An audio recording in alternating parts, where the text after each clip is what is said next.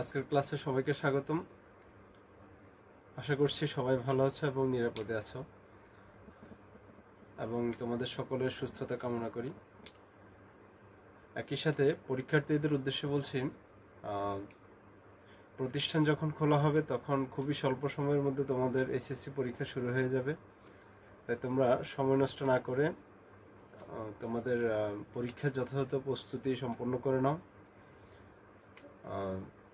আর তোমাদের উদ্দেশ্যে আজকে আমার যে লেসন সেটা হচ্ছে আধুনিক পদার্থবিজ্ঞানের আপেক্ষিকতার অংশটা আজকে আমরা আলোচনা করব।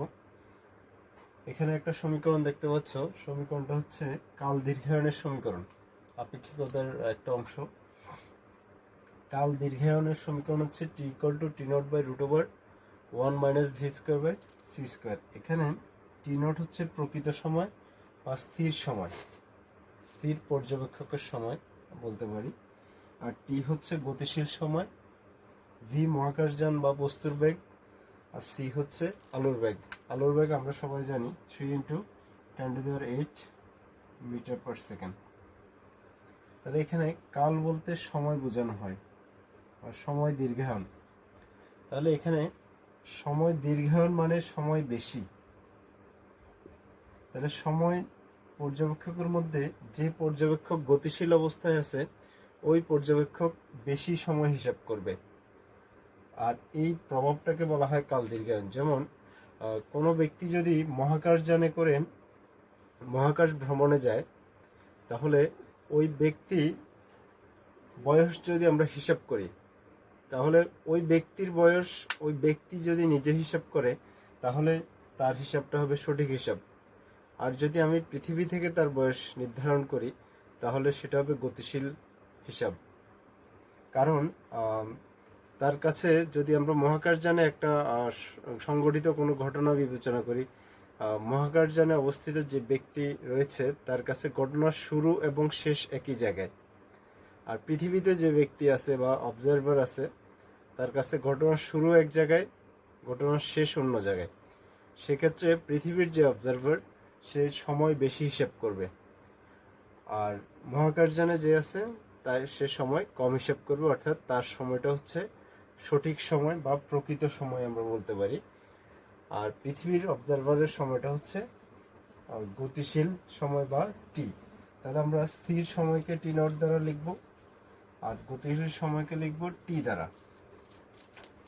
আর যদি প্রশ্নে দুইটা টাইমিং দেওয়া থাকে, প্রশ্নে যদি কোনো দুইজন পর্যবেক্ষকের দুইটা টাইম দেওয়া আছে, সাপোজ একটা 20 সেকেন্ড, হ্যাঁ, আর একটা দেওয়া আছে 15 সেকেন্ড, তাহলে কাল দীর্ঘায়ন, খেয়াল করো, কাল দীর্ঘায়ন সময় বেশি, তাহলে সময় বেশি হিসাব করবে হচ্ছে যে অবজারভার গতিশীল অবস্থা, মানে গতিশীল পর্যবেক্ষক। তাহলে এখানে গতিশীল পর্যবেক্ষক কাল দীর্ঘায়ন, যেহেতু যে সময়টা অপেক্ষাকৃত বেশি ওটা হবে টি এর মান, আর যে সময়টা কম ওটা হবে টি নট, কারণ এখানে প্রভাবটা হচ্ছে কাল দীর্ঘায়ন। তাহলে আমরা যদি একটা ম্যাথ করি,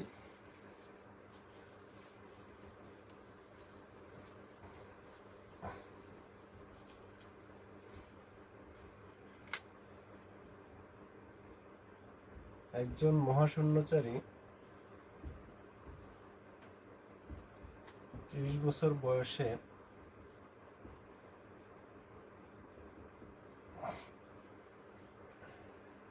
(2.4 × 10⁸ মিটার পার সেকেন্ড এত দ্রুতিতে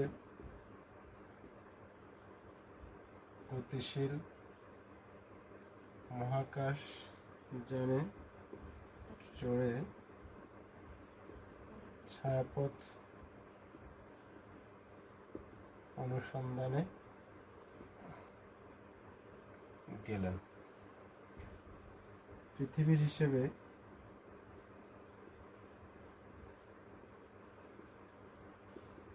তিনি 50 বছর পর ফিরে এলে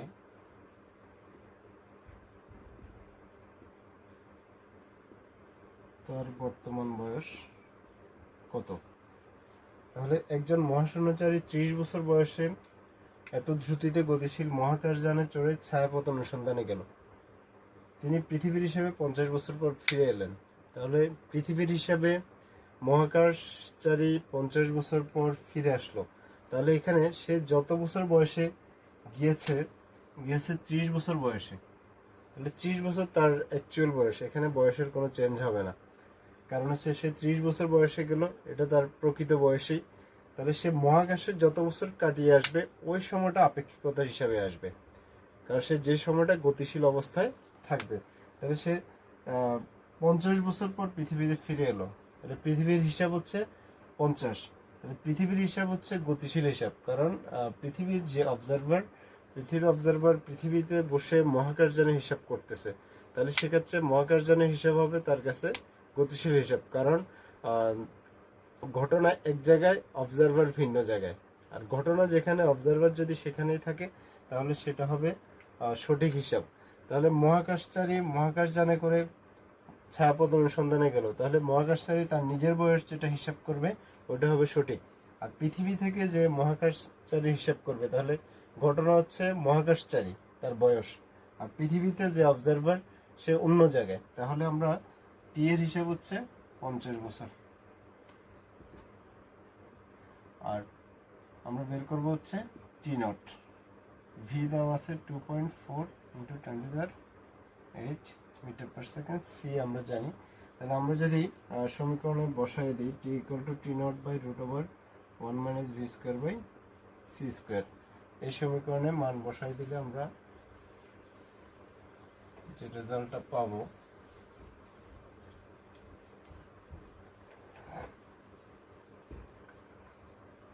তাহলে টি নট বের করবো। টি নট সমান টি ইন্টু 1 - v²/c², তাহলে টি এর মান 50, 1 - v/c² দিতে পারি। তাহলে 50 টাইমস 1 - v এর মান হচ্ছে 2.4 × 10⁸, r/3 × 10⁸²। So 50 into 1 minus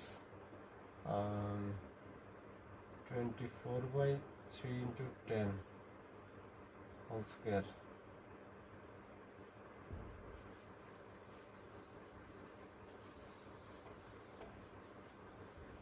তাহলে 50 times 1 minus 0.8 whole square.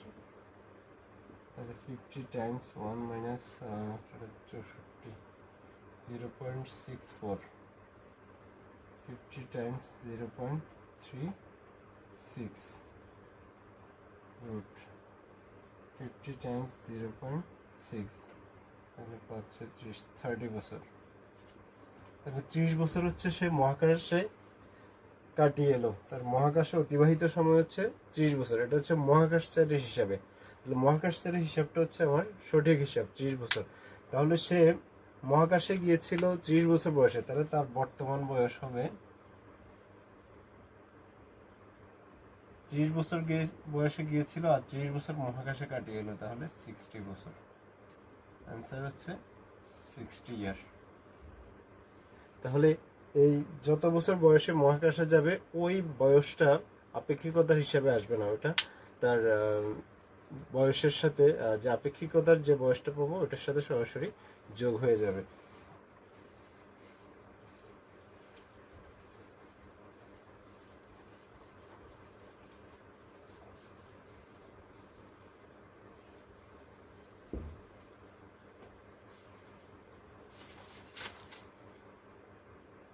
এবার আসবো আমরা আরেকটা আপেক্ষিকতা, দৈর্ঘ্য সংকোচনে। দৈর্ঘ্য সংকোচনের সমীকরণ L equal to L0 √1 - v²/c²। এখানে L0 হচ্ছে প্রকৃত দৈর্ঘ্য, L হচ্ছে প্রকৃত দৈর্ঘ্য বা স্থির দৈর্ঘ্য, বা আমরা নিশ্চল দৈর্ঘ্য বলতে পারি। আর L হচ্ছে চলমান দৈর্ঘ্য বা গতিশীল দৈর্ঘ্য। তাহলে আগের বিষয়টা ছিল আমাদের কাল দীর্ঘায়ন, মানে সময়ের প্রভাব বা সময় সম্প্রসারণ বলতে পারি। তাহলে সময়টা কোনো বয়সের ক্ষেত্রে বা কোনো কিছু মেজারমেন্টের ক্ষেত্রে, কোনো ঘটনার টাইমিং হিসাব করতে লাগে। আর দৈর্ঘ্য সংকোচন নিশ্চয়ই কোনো বস্তুর ক্ষেত্রে হবে। তাহলে এই যে সমীকরণটা, এটা বেশিরভাগ ক্ষেত্রে বস্তুর ক্ষেত্রে আসে। তাহলে মনে রাখবে, বস্তুর ক্ষেত্রে আমার দৈর্ঘ্য সংকোচনের সমীকরণ আমরা মেনটেন করব। তাহলে বস্তুর ক্ষেত্রে বিষয়টা কীরকম? সেক্ষেত্রে যে বস্তু যদি স্থির অবস্থায় থাকে, তাহলে তখন যে দৈর্ঘ্যটা পাবো আমরা সেটা হবে এল নট। যেমন আমরা যদি এই মার্কারটাকে এক্সাম্পল হিসেবে ধরি, এই মার্কারের দৈর্ঘ্য যদি আমরা ধরি সাপোজ 50 সেন্টিমিটার, তাহলে এই মার্কারটা যখন আলোর কাছাকাছি বেগে আমরা ছুঁড়ে মারবো, তখন তার দৈর্ঘ্য যেটা পাবো, ওই দৈর্ঘ্যটা হবে গতিশীল অবস্থায় দৈর্ঘ্য, মানে এল। এখন যে অবস্থায় আমার এখন স্থির অবস্থায় আছে আমার সামনে, তাহলে এখন যে দৈর্ঘ্যটা এটা হবে এল নট। যখন এটাকে আলোর কাছাকাছি বেগে ছুঁড়ে মারা হবে, তখন যে দৈর্ঘ্যটা পাবো সেটা হবে এল। তাহলে এখানে দৈর্ঘ্য সংকোচন বিষয়টা খেয়াল করবে। যদি প্রশ্নে দুইটা দৈর্ঘ্য দেওয়া থাকে, যদি একটা দৈর্ঘ্য দেওয়া আছে সাপোজ 100 মিটার আর একটা দেওয়া আছে 98 মিটার, তাহলে দৈর্ঘ্য সংকোচন প্রভাবটা, তাহলে যে দৈর্ঘ্যটা সংকুচিত, ওই দৈর্ঘ্যটা হবে চলমান দৈর্ঘ্য এল, আর যে দৈর্ঘ্যটা বেশি ওটা হবে এল নট। খেয়াল করবে এখানে নট যে রাশিটা, নটটা আপেক্ষিকতার অংশের মধ্যে যে প্রভাবটা এখানে বলা থাকবে, যেমন দৈর্ঘ্য সংকোচন, তাহলে সংকুচিত দৈর্ঘ্যটা হবে এল নট ছাড়া যেটা।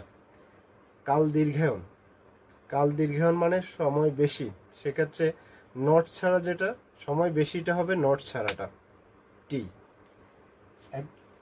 আমরা এখন দৈর্ঘ্য সংকোচন দিয়ে যদি একটা অঙ্ক দেখি,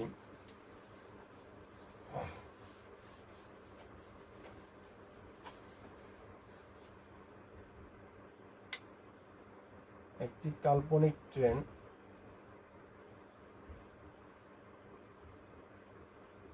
কত দ্রুতিতে চললে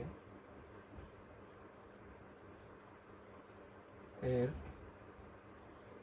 চলমান দৈর্ঘ্য নিশ্চল দৈর্ঘ্যের 1/3 হবে।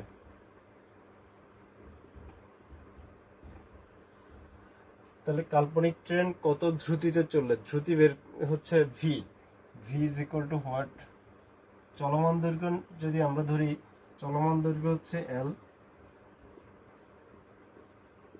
আর নিশ্চল দৈর্ঘ্য হচ্ছে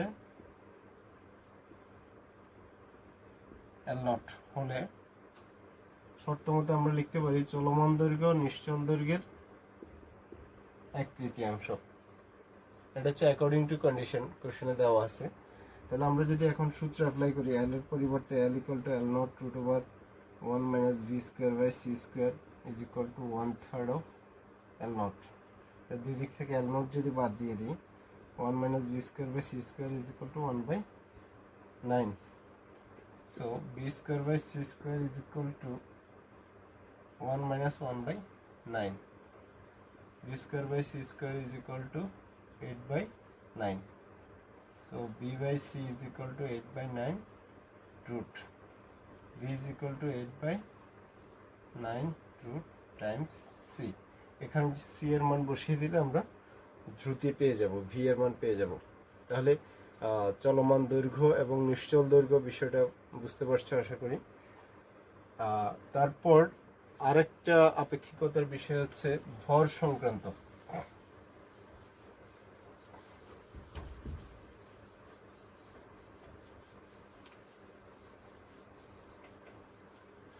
ভরের আপেক্ষিকতার সমীকরণ হচ্ছে,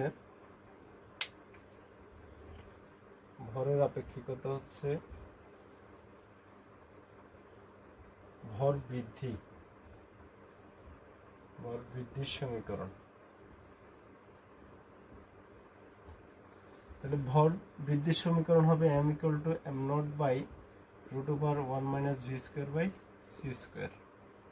তাহলে এম নট, নট যুক্ত রাশিটা হচ্ছে প্রকৃত, তাহলে এম নট হচ্ছে প্রকৃত ভর বা স্থির ভর, আর এম হচ্ছে গতিশীল ভর বা চলমান ভর। তাহলে এখানে বিষয়টা হচ্ছে ভর বৃদ্ধি। তাহলে যে ভর বৃদ্ধি আপেক্ষিকতা যেটা মেনটেন করবে, বৃদ্ধির অংশটা হবে নটযুক্ত রাশি নয়। তাহলে সেক্ষেত্রে এম হবে, যদি দুইটা ভর যদি আমাদের দেওয়া থাকে, একটা যদি 100 কেজি আর একটা যদি 110 কেজি হয়, তাহলে ভর বৃদ্ধির সমীকরণ, তাহলে ভর বৃদ্ধিটা হবে বড় রাশিটা হবে, নট ছাড়া রাশিটা হবে বড়টা, আর বাকিটা হবে এম নট। তাহলে এখানে ভরের বৃদ্ধির সমীকরণটা হবে এরকম, যদি কোনো বস্তু স্থির অবস্থায় থাকে, এর আগে আমরা মার্কারের এক্সাম্পলটা দিয়েছিলাম, যেমন এই মার্কারটা স্থির, এখন স্থির অবস্থায় আছে, এখন তার ভর যদি আমি ধরি সে 200 গ্রাম, 200 গ্রাম, তাহলে এটা হবে এম নট। যখন এই মার্কারটাকে আলোর কাছাকাছি বেগে ছুঁড়ে মারা হবে, তখন যে ভরটা আমরা মেজার করব ওই ভর হবে এম। তাহলে স্থির অবস্থায় যখন সেটা থাকবে তখন ভরটা এম নট, আর অন্য ক্ষেত্রে হবে এম।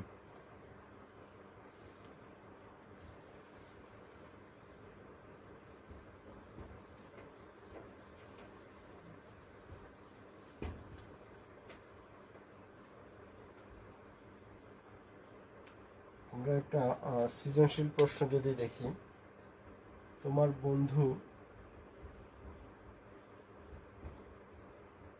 অতি দ্রুত গতিসম্পন্ন গাড়িতে 0.76 সি গতিতে তোমার পাশ দিয়ে চলে গেল। গাড়িটি 5.80 মিটার লম্বা বলে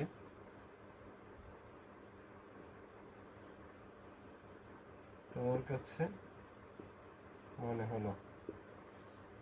প্রথম প্রশ্ন হচ্ছে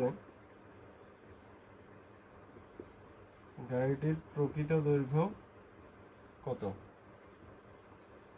দ্বিতীয় প্রশ্ন হচ্ছে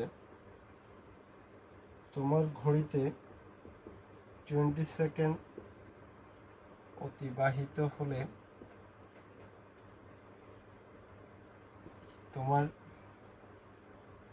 বন্ধুর ঘড়িতে কত সময়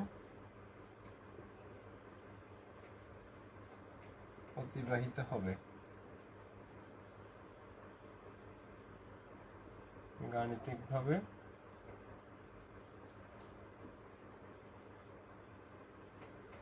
বিশ্লেষণ করো।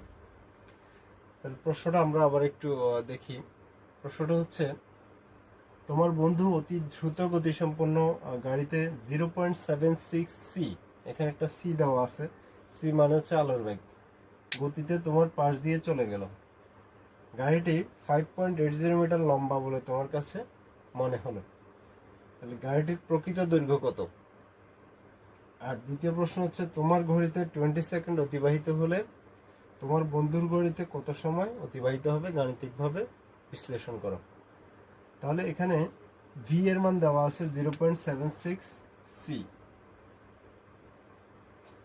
তাহলে গাড়িটি এত মিটার তোমার পাশ দিয়ে যখন চলে গেল, তখন গতিশীল অবস্থায় ছিল গাড়িটি, তখন তোমার কাছে মনে হলো গাড়িটি এত মিটার লম্বা। তাহলে গতিশীল অবস্থার যে মেজারমেন্ট, গতিশীল অবস্থার মেজারমেন্টটা হবে এল, 5.80 মিটার। অথবা আমরা এটা বুঝতে পারি প্রকৃত দৈর্ঘ্য, প্রকৃত দৈর্ঘ্য হচ্ছে, প্রকৃত সবগুলো হচ্ছে নটযুক্ত রাশি, প্রকৃত ভর এম নট, প্রকৃত দৈর্ঘ্য এল নট, প্রকৃত সময় টি নট। তাহলে প্রকৃত দৈর্ঘ্য আমাদের হচ্ছে এল নট ইকুয়াল টু ওয়াট। তাহলে আমরা দৈর্ঘ্যের সংকোচনের সমীকরণটা দিব, তাহলে আমরা প্রথমটা অ্যান্সার পেয়ে যাব। তাহলে L equal to L naught root over 1 minus B square by C square. এখানে যে মান রাশিগুলো আছে এগুলো মান বসিয়ে দিলে আমরা আমাদের কাঙ্ক্ষিত রেজাল্ট পেয়ে যাব। এখানে L নট ইকুয়াল টু হবে L by 1 minus B square by C square. এখানে যদি আমরা বসিয়ে দিই আমরা L নট পেয়ে যাব। প্রকৃত দৈর্ঘ্য কত? দ্বিতীয় প্রশ্ন হচ্ছে, তোমার ঘড়িতে 20 সেকেন্ড অতিবাহিত হলে বন্ধুর ঘড়িতে কত সময় অতিবাহিত হবে? তাহলে খেয়াল করো, তোমার বন্ধু কিন্তু গতিশীল অবস্থায় গাড়িতে আছে। তাহলে তোমার ঘড়িতে যদি 20 সেকেন্ড অতিবাহিত হয়, তোমার বন্ধুর ঘড়িতে, সে যেহেতু গতিশীল অবস্থায় আছে, গতিশীল অবজারভারের টাইমিং কমে যায়। কোনো বস্তু যখন গতিশীল অবস্থায় চলে তখন তার সময় কম হয়। গতিশীল অবস্থায় যখন কোনো বস্তু আলোর কাছাকাছি বেগে গতিশীল হয় তখন ওই বস্তু যদি বিবেচনা না করে আমরা কোনো ঘড়ির টাইমিং বিবেচনা করি, গতিশীল অবস্থায় ঘড়ির টাইমটা স্লো হয়ে যায়। এই জন্য আলোর কাছাকাছি বেগে যদি ট্রাভেল করে, তাহলে সে যদি সাপোজ 1 বছর ট্রাভেল করে পৃথিবীতে, সেক্ষেত্রে 10 বছর, প্রায় 10 বছর বাদ আরো অধিক সময় পার হয়ে যায়, 10 বছর আরো বেশি হবে। তাহলে এখানে আলোর কাছাকাছি বেগে ট্রাভেল করলে সবকিছু স্লো ডাউন হয়ে যায়। হ্যাঁ, সেক্ষেত্রে আমাদের শ্বাস প্রশ্বাস এবং আমাদের হৃদস্পন্দন সবকিছু স্লো হয়ে যায় যদি কোনো আমরা গতিশীল অবস্থায় থাকি। তাহলে সেক্ষেত্রে যদি গতিশীল অবস্থার টাইমিংটা হবে টি নট আর অন্য টাইমিংটা হচ্ছে টি। তাহলে তোমার বন্ধু যেহেতু গতিশীল অবস্থায় আছে, বন্ধুর যে সময়টা সেটা হবে টি নট। তাহলে T naught is equal to what, আর টি ইজ ইকুয়াল টু হচ্ছে 20 সেকেন্ড। তাহলে আমাকে বের করতে হবে এটা সময়ের আপেক্ষিকতার সমীকরণ দিয়ে। এখানে আমরা মান বসিয়ে দিলে আমরা টি নট পেয়ে যাব। তাহলে টি নট বের করলে বন্ধুর ঘড়িতে কত সময় অতিবাহিত হবে ওই রেজাল্ট আমরা পেয়ে যাব। তাহলে এইভাবে সৃজনশীলগুলো অ্যান্সার করতে হবে। তাহলে এখানে একটা বিষয় খেয়াল রাখবে, পৃথিবীর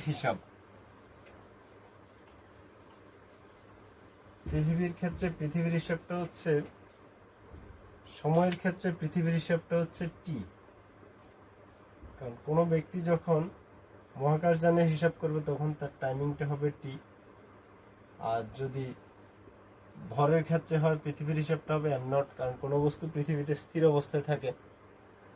আর দৈর্ঘ্যের ক্ষেত্রে হবে এল নট।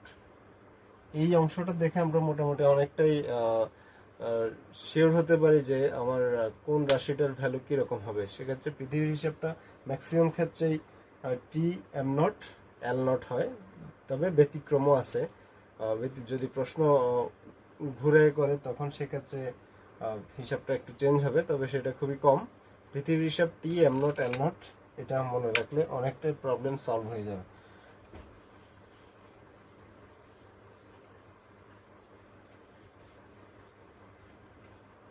এবার আমরা আসি আপেক্ষিকতার আইনস্টাইনের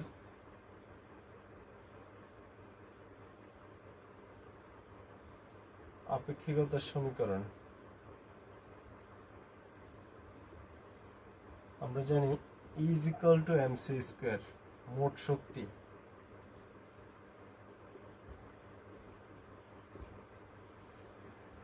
তাহলে মোট শক্তি ইকুয়াল টু এমসি স্কয়ার মানে হচ্ছে ভর শক্তি। আইনস্টাইনের ভর শক্তি সমীকরণ, আপেক্ষিকতার সমীকরণ না বলে আমরা ভর শক্তি সমীকরণ বলতে পারি। ভর শক্তি সমীকরণ তাহলে ইকুয়াল টু এমসি স্কয়ার। এখানে বিভব শক্তি বা স্থির অবস্থার শক্তি, তাহলে আপেক্ষিক তত্ত্ব অনুসারে হচ্ছে স্থির অবস্থার শক্তির ক্ষেত্রে ভরটা হবে স্থির, তাহলে সেক্ষেত্রে এম নট সি স্কোয়ার, আর শক্তিটাকে আমরা দিতে পারি ই নট। তাহলে E naught equal to M naught C square. আপেক্ষিক তত্ত্ব অনুসারে ভর চেঞ্জেবল রাশি, কারণ ভর গতিশীল অবস্থায় ভর বৃদ্ধি পায়। আর নিউটনীয় বলবিদ্যা অনুসারে আমরা জানি যে ভর কনস্ট্যান্ট, ভরের কোনো পরিবর্তন হয় না। তাহলে এখানে স্থির অবস্থার শক্তি বা এটাকে আমরা বলতে পারি বিভব শক্তি। তাহলে আমরা জানি মোট শক্তি সমান বিভব শক্তি প্লাস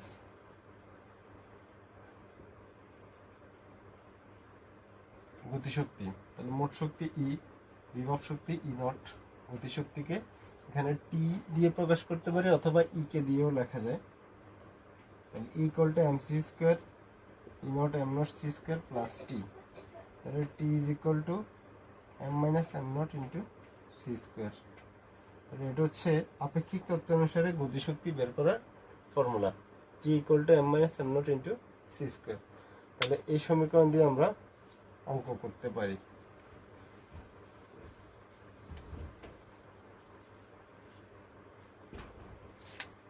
একটি গতিশীল কণার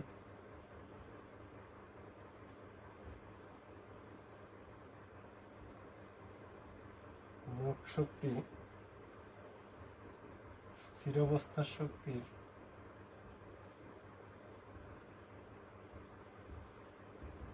1.5 গুণ হলে বস্তুটির দ্রুতি কত? দেখো, কণার মোট শক্তি স্থির অবস্থার শক্তির 1.5 গুণ। তাহলে মোট শক্তিকে আমরা প্রকাশ করি ই দ্বারা। তাহলে ই ইজ ইকুয়াল টু হবে 1.5 ই নট। স্থির অবস্থার শক্তি হচ্ছে ই নট। তাহলে E equal to 1.5 E not. তাহলে ই এর পরিবর্তে আমরা লিখতে পারি M C square. 1.5 E nought এর পরিবর্তে আমরা লিখতে পারি এম নট সি স্কোয়ার।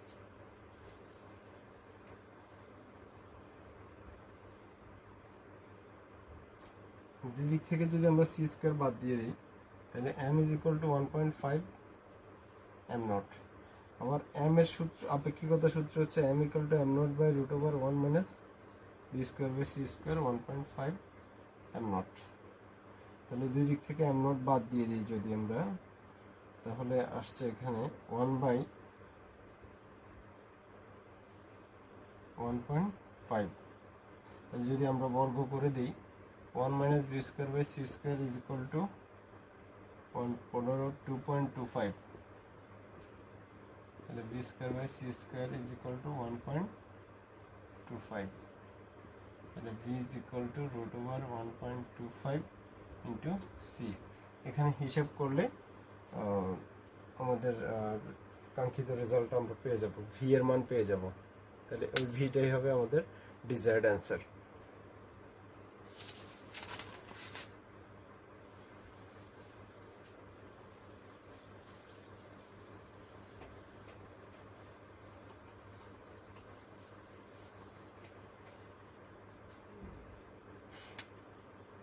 আরেকটা ম্যাথ যদি আমরা দেখি, একটি হকি মাঠের দৈর্ঘ্য 100 মিটার ও প্রস্থ 60 মিটার। একজন ব্যক্তি 0.7 সি বেগে উক্ত মাঠের প্রস্থ বরাবর অতিক্রম করল। ওই ব্যক্তি কর্তৃক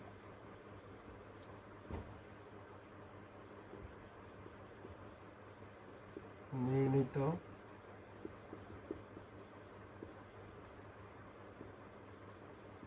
মাঠের ক্ষেত্রফল কত? তাহলে খেয়াল করো, একটি হকি মাঠের দৈর্ঘ্য দেওয়া আছে 100 মিটার, প্রস্থ 60 মিটার। একজন ব্যক্তি 0.7 সি বেগে উক্ত মাঠের প্রস্থ বরাবর অতিক্রম করলো। এই ফ্যাক্টটা ইম্পর্টেন্ট। যদি উক্ত মাঠের প্রস্থ বরাবর, তাহলে এখানে দৈর্ঘ্য আছে, প্রস্থ আছে।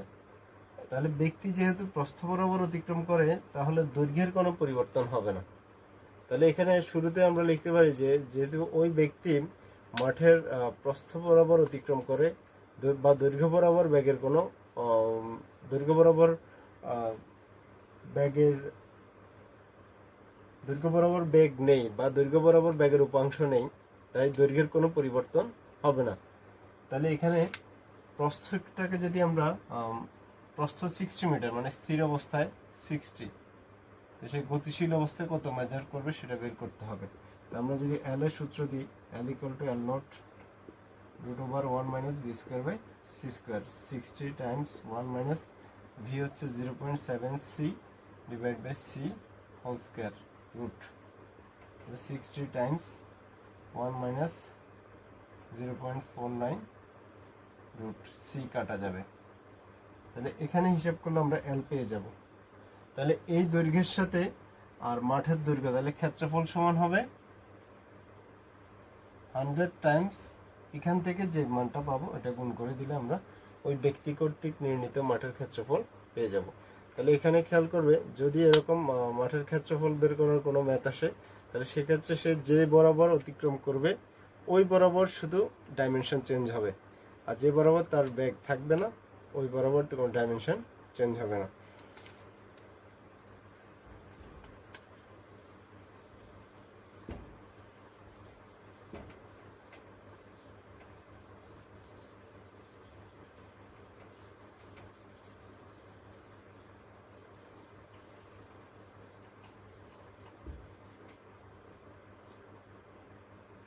আমরা আরো একটি সৃজনশীল প্রশ্ন দেখি। এস ও এস প্রাইম দুটি জড় প্রসঙ্গ কাঠামো এস এর সাপেক্ষে এস প্রাইম কাঠামো 0.9c সমবেগে এক্স অক্ষ বরাবর গতিশীল। একজন বিজ্ঞানী ওই কাঠামোতে রাখা একটি বস্তুর দৈর্ঘ্য ও ঘনত্ব পরিমাপ করলেন যথাক্রমে 1 মিটার ও 19.3 × 10³ কেজি পার মিটার কিউব। প্রথম প্রশ্ন, এস প্রাইম কাঠামোর পর্যবেক্ষকের নিকট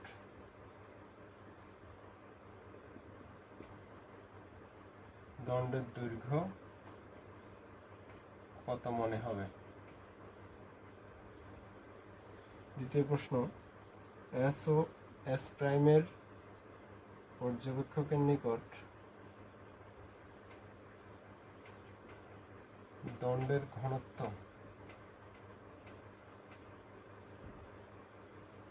একই হবে কিনা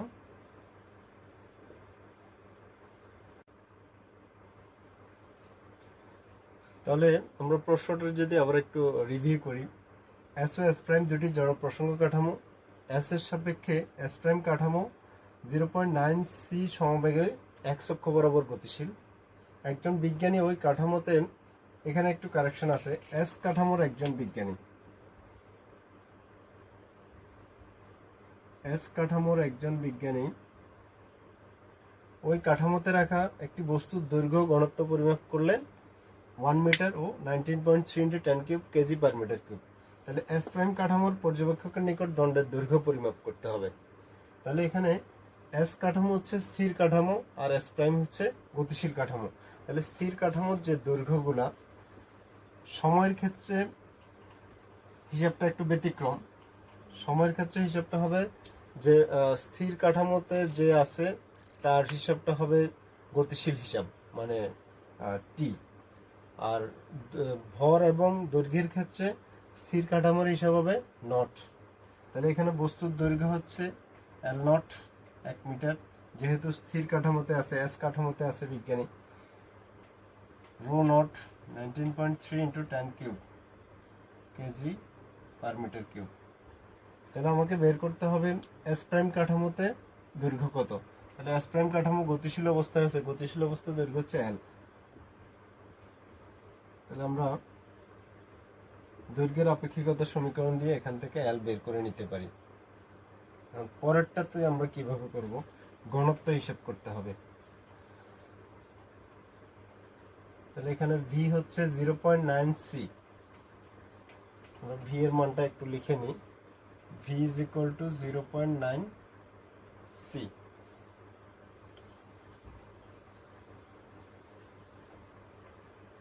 তাহলে আমাকে ঘনত্বে কনভার্ট করতে হবে।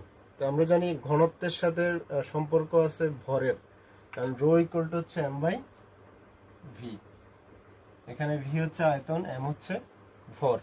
তাহলে আমরা ভরের আপেক্ষিকতার সমীকরণ দিতে পারি M equal to M nought by root over 1 minus V square by C square. তাহলে এম ইকুয়াল টু লিখতে পারি রো ভি আয়তন, তাহলে rho V rho nought V nought লিখতে পারি 1 minus V square by C square. তাহলে এখানে এই ভিটা হচ্ছে আয়তন আর এই ভি হচ্ছে বেগ। তাহলে এটা যদি আয়তন এটা বেগ হয়, তাহলে এখানে রো ভি মানে হচ্ছে আয়তন, তাহলে আয়তন সমান আমরা তিনটা ডাইমেনশন গুণফল হচ্ছে আয়তন, দৈর্ঘ্য প্রস্থ উচ্চতা। তাহলে এখানে ক্ষেত্রফল ইন্টু দৈর্ঘ্য দিতে পারি, ক্ষেত্রফল ইন্টু দৈর্ঘ্য ইকুয়াল টু আয়তন। তাহলে যেহেতু গতিশীল অবস্থায় আয়তন, তাহলে দুইটাকে আমরা গতিশীল ফরম্যাটে লিখলাম এ এবং এল। রো নট, এখানে আয়তন আমরা যদি দিই ভি এ এল, তাহলে এখানে দৈর্ঘ্যটা এল নট। তাহলে এখানে হিসাবটা শুধু দৈর্ঘ্যের আপেক্ষিকতা দেওয়া আছে, দৈর্ঘ্য বরাবর যদি এক্স অক্ষ বরাবর গতিশীল, তাহলে এক্স অক্ষ বরাবর গতিশীল মানে এটা দৈর্ঘ্যকে ইন্ডিকেট করতেছে। আর যদি ডাইমেনশন দুইটা থাকতো তাহলে দৈর্ঘ্য প্রস্থ দুইটা হিসাব করতাম আমরা। যেহেতু দৈর্ঘ্য বরাবর গতিশীল মানে এক্স অক্ষ বরাবর গতিশীল, তাহলে শুধু দৈর্ঘ্যের ডাইমেনশনটা চেঞ্জ হবে, ক্ষেত্রফল অপরিবর্তিত থাকবে 1 minus V square by C square. তাহলে দুই দিক থেকে ক্ষেত্রফল আমরা যদি অমিট করি, rho L is equal to rho nought L nought 1 minus V square by C square. তাহলে আমরা এল নট এর মান জানি, রো নট আমাদের জানা আছে, এল এর মান আমরা আগের অঙ্ক থেকে পাবো। এই মানগুলো বসিয়ে দিলে আমরা রো পেয়ে যাব, rho is equal to what. তাহলে এভাবে আমরা অঙ্কগুলো সমাধান করতে পারি।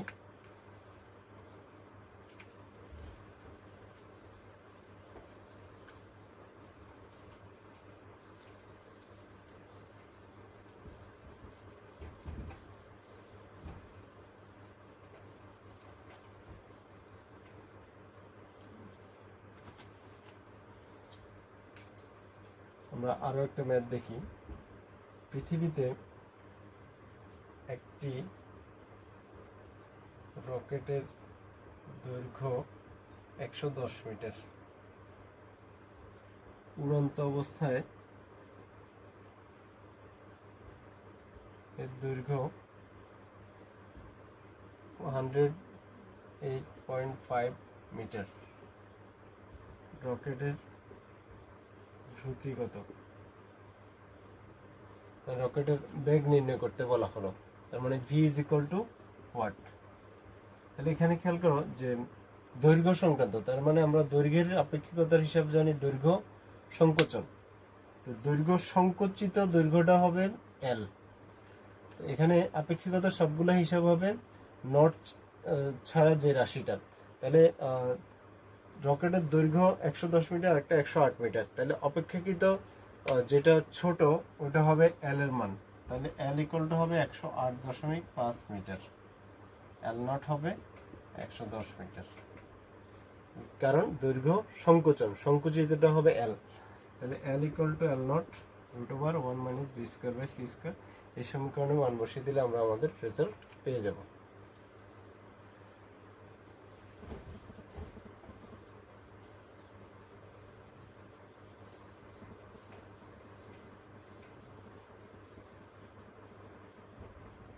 আমরা আরো একটা অংশ দেখি, ডি ব্রগলি তরঙ্গ।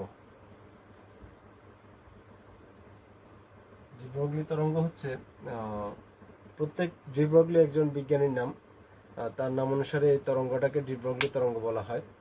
প্রত্যেক চলমান বস্তুকণার সাথে এক ধরনের তরঙ্গ যুক্ত থাকে, এই তরঙ্গকে ডি ব্রগলি তরঙ্গ বলা হয়। আর ডি ব্রগলি তরঙ্গের তরঙ্গ দৈর্ঘ্যকে হচ্ছে ডি ব্রগলি তরঙ্গ দৈর্ঘ্য বলে। আপেক্ষিকতা সূত্র অনুসারে আমরা জানি E equal to M C square. আবার এম ইন্টু, এখানে যদি আমরা এম সি ইন্টু সি দিই, তাহলে ভরবেগ সমান হচ্ছে ভর ইন্টু বেগ। তাহলে এখানে আপেক্ষিক যদি আলো সংক্রান্ত বিষয়, তাহলে এখানে আলোর বেগ, ভর ইন্টু বেগ, আলোর বেগ, এটাকে পি দ্বারা লিখতে পারি, তার মানে পিসি। আবার প্লাঙ্কের কোয়ান্টাম তত্ত্ব অনুসারে আমরা জানি, প্লাঙ্কের কোয়ান্টাম তত্ত্ব অনুসারে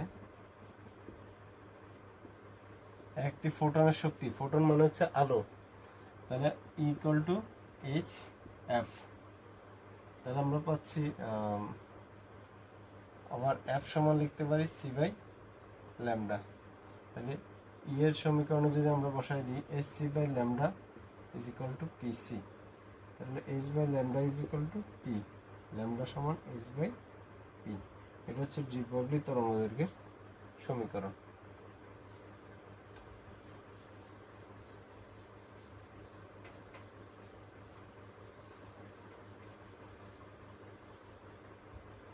একটা ম্যাথ যদি দেখি, একটি 10 ইলেকট্রন ভোল্ট ইলেকট্রনের